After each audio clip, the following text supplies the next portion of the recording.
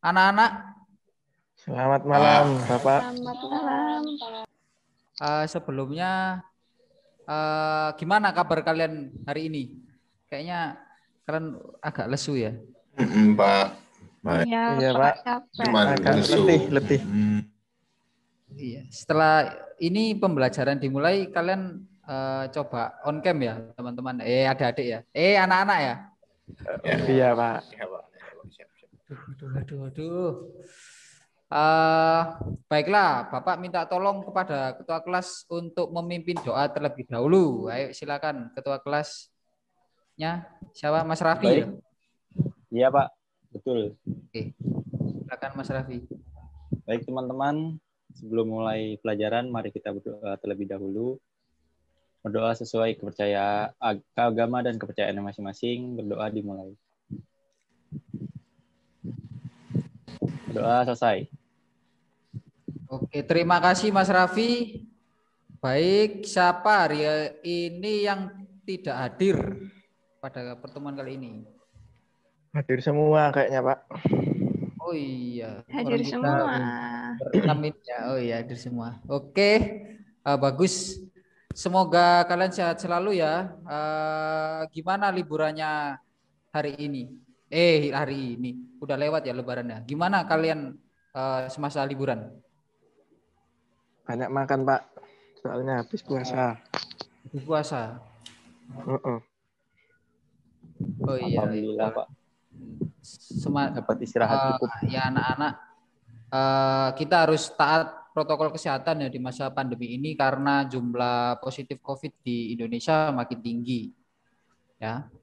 Oke, kita langsung saja pada pertemuan sebelumnya kita mempelajari sedikit mengenai HAM. Seperti yang kalian tahu, di pertemuan sebelumnya kita sudah ada yel-yel. Apakah di sini ada yang masih ingat yel-yelnya yang pertemuan lalu? Ingat sedikit, Pak. Sedikit, Pak. Oke ya, jadi Agak apa? Agak lupa. Yel-yelnya lupa apalagi pembelajaran ya. Tapi kita lihat lain nanti. Ya udah, yel-yel kita yaitu adalah ketika Bapak mengatakan hak asasi manusia, kalian jawab junjung tinggi hak asasi manusia. Oke? Oke. Hak asasi manusia. Junjung tinggi hak asasi manusia. Oke. Mantap. Semangat semua ya sepertinya ya. Di sini siapa yang cita-citanya ingin menjunjung tinggi hak asasi manusia? saya dong. Iya, Karin sama saya. Bagi saudara manusia ya yang hidup di Indonesia juga. Oke, jadi di sini siapa yang kemarin mudik ya? Yang muslim-muslim? Wah, enggak mudik, Pak. Enggak mudik? Iya. Kenapa? Nggak boleh mudik, Pak. Iya. Kenapa? Penyekatan katanya. Penyekatan. Jadi dalam hal ini kita mudik itu merupakan hak kita ya, hak kita Iya, sebagai Pak. warga Indonesia. Di sini dalam hal mudik menggunakan fasilitas transportasi umum merupakan salah satu hak dari kita masyarakat untuk menggunakannya. Namun berhubung di Indonesia sedang dalam masa pandemi, maka kita tidak diperbolehkan mudik. Jadi kita harus paham akan kondisi Indonesia saat ini. Paham kan anak-anak? Iya, Pak, paham. Iya, Pak. Oke, selanjutnya kita langsung saja masuk ke materi pada hari ini. Di sini saya menampilkan PowerPoint ya. Oke.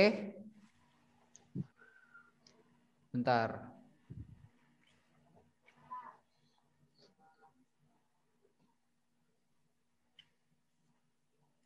Oke. Hari ini kita belajar mengenai upaya penegakan hak asasi manusia. Tujuan pembelajaran hari ini agar kalian dapat mengerti apa saja upaya yang sudah dan harus dilakukan dalam menegakkan hak asasi manusia. Paham semua kan materi kita pada hari ini?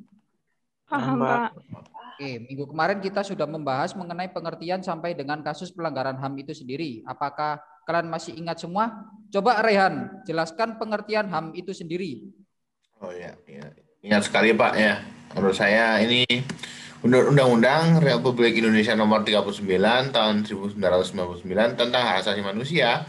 Yang dimaksud dengan hak asasi manusia adalah seperangkat hak yang melekat pada hak ikat dan keberadaan manusia sebagai makhluk Tuhan Yang Maha Esa. Sebagai makhluk Tuhan Yang Maha Esa sendiri dan merupakan anugerahnya yang wajib dihormati, dijunjung tinggi dan dilindungi oleh negara, hukum, pemerintah, dan setiap orang demi demi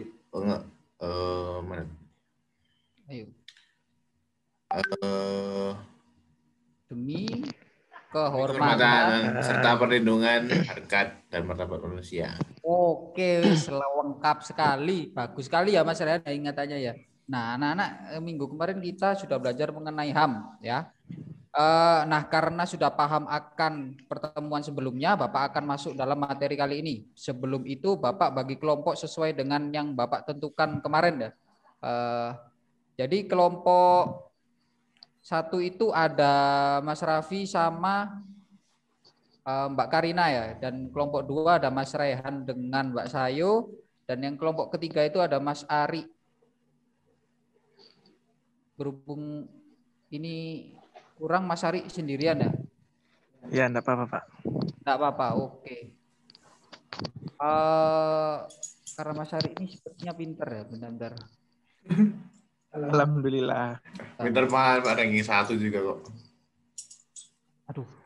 Baik, sekarang tolong kerjakan secara berkelompok dari bahasan yang sudah Bapak bagi di grup WhatsApp ya. Ya, Pak. Baik, Pak. Bapak beri waktu 15 menit, silakan berdiskusi menurut break room yang saya sudah sediakan. Oke. Baik, Pak. Terima kasih. Siap, Pak.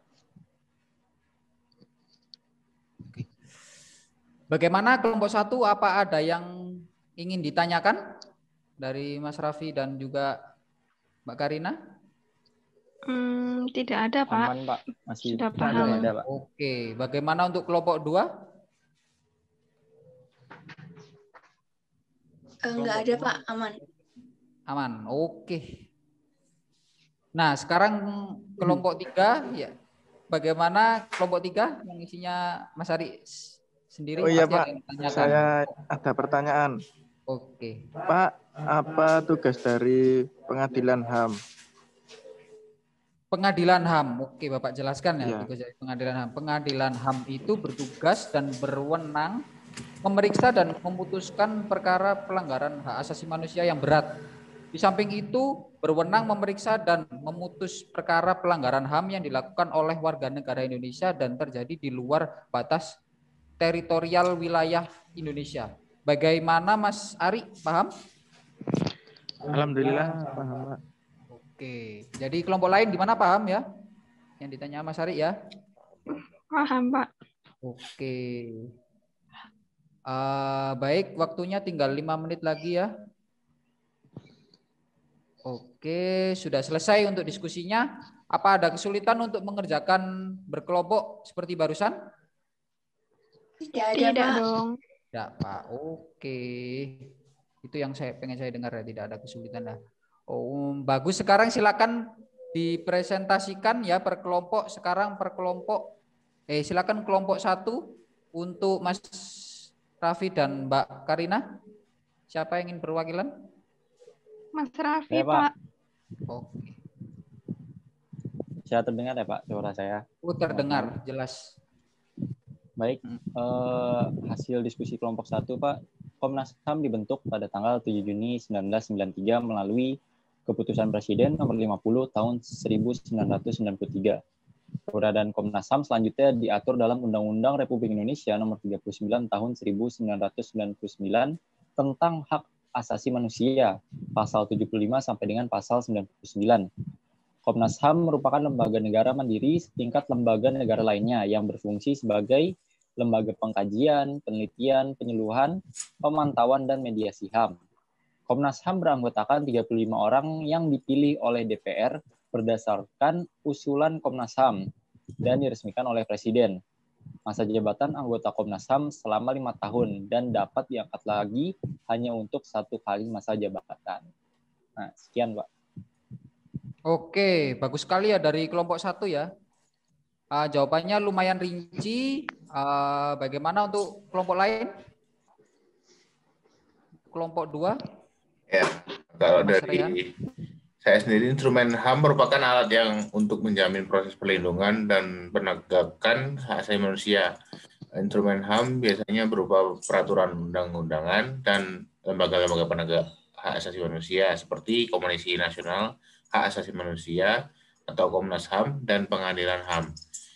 Instrumen HAM yang berupa peraturan perundang-undangan dibentuk untuk menjamin kepastian hukum serta memberikan arahan dalam proses penegakan hukum HAM. Oke. Jawaban kelompok 2 sama rincinya ya dengan kelompok 1 ya, menjelaskan mengenai instrumen HAM.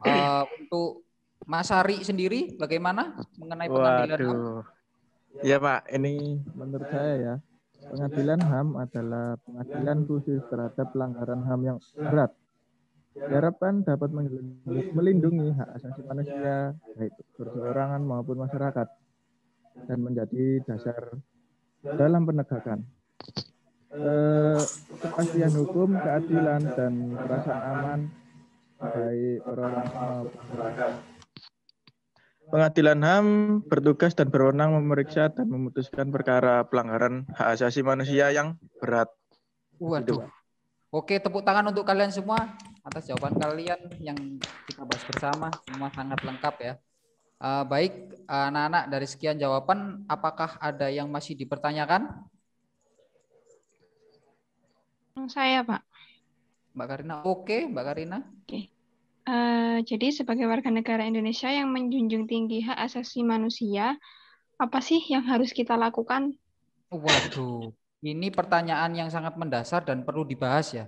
Jadi upaya oleh sikap dan perilaku warga negaranya yang mencerminkan perhormatan terhadap hak asasi manusia sebagai warga negara dari bangsa yang dan negara yang beradab, sudah sepantasnya sikap dan perilaku kita mencerminkan sosok manusia yang beradab, yang selalu menghormati keberadaan orang lain secara kafah.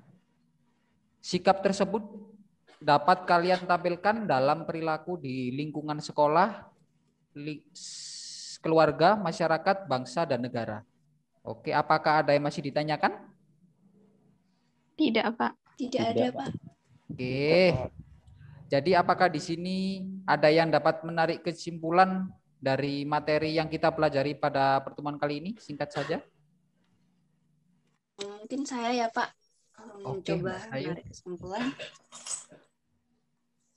Ya, jadi pada dasarnya secara tidak langsung peradilan HAM mempertahankan harga diri bangsa kita sebagai bangsa yang merdeka, terutama di bidang peradilan dan menjamin terwujudnya nilai Pancasila, yaitu kemanusiaan yang adil dan beradab. Begitu. Nah, ya. Oke, terima kasih Mbak Sayu. Jadi sila yang mendasar dari HAM sendiri adalah Pancasila, sila kedua ya. Sekarang agar lebih paham lagi mengenai materi hari ini, di rumah tolong kerjakan lembar evaluasi yang sudah Bapak bagi di WhatsApp grup ya. Ya, Pak. Oke, Ya, baik. Anak-anak, sebelum mengakhiri pembelajaran, untuk Mas Raffi, Ketua kelas, silakan pimpin doa, Mas Raffi. Baik, teman-teman, mari kita berdoa untuk menutup pelajaran hari ini. Semoga ilmu yang telah kita pelajari menjadi bermanfaat. Berdoa dimulai. Amin.